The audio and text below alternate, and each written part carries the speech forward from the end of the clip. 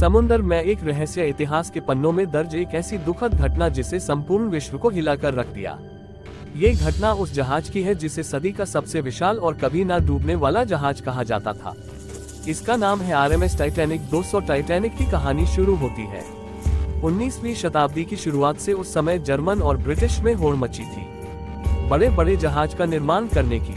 इसलिए ब्रिटेन सरकार ने एक ऐसा जहाज बनाने का फैसला लिया जिसकी सजावट और कर एक आलीशान महल से भी बड़ा हो, जो इस सदी का सबसे बड़ा जहाज कहलाए।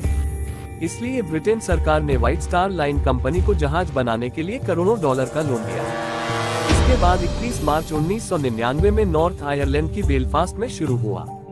टाइटैनिक का निर्माण लगभग 15,000 इंजीनियर और कारीगरों ने 3 साल कड़ी मेहनत करके पानी में चलता एक भव्य और आलीशान जहाज तैयार किया। इस जहाज को 16 अलग अलग कंपार्टमेंट में बनाया गया था जो पूरी तरह से वाटरटाइट थे। इसकी इसी खूबी के कारण ही इसे अनशिकेबल जहाज कहा जाता था। 2 अप्रैल 1912 को टाइटैनिक बनकर तैयार हो चुका था। इस जहाज की भव्यता का एहसास जितना बाहर से होता था, अंदर जाकर वह दुगना हो जाता था। व्हाइट स्टार लाइन ने जब यूरोप और अमेरिका के बीच टाइटैनिक की सेवाओं का ऐलान किया तो लोग इसकी पहली यात्रा को लेकर रोमांचित हो उठे। 10 अप्रैल 1912 को टाइटैनिक 220 यात्रियों के साथ इंग्लैंड की साउथहैम्पटन से न्यूयॉर्क की तरफ निकल पड़ा।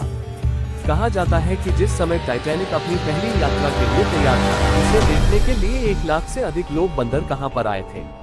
टाइटैनिक 42 किलोमीटर प्रति घंटे की रफ्तार से शाम को शांति पहुंचा और यहां से 274 यात्रियों को टाइटैनिक क्वींसटाउन आयरलैंड पहुंचा और यहां से भी 123 यात्रियों को लेकर टाइटैनिक अपने अंतिम सफर के लिए रवाना हुआ।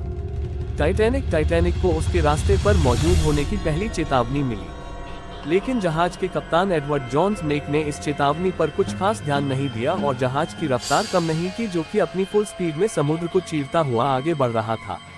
रात होते होते कप्तान एडवर्ड्स में कुल लगभग 6 चेतावनी वाली संदेश अन्य जहाजों द्वारा दिए जा चुके थे, लेकिन कैप्टन स्मिथ ना ही जहाज की रफ्तार कम करना चाहते थे और न ही इस चेतावनी को गंभीरता से लेने वाले थे, क्योंकि कैप्टन अपने आखिरी रिटायरमेंट और टाइटैनिक की प्रतिष्ठा में एक और रिकॉर्ड जोड़ना चाहते थे। टाइटैनिक को विशाल जहाज होने के साथ सदी का सबसे तेज जहाज होने का दर्जा भी दिलवाना चाहते थे।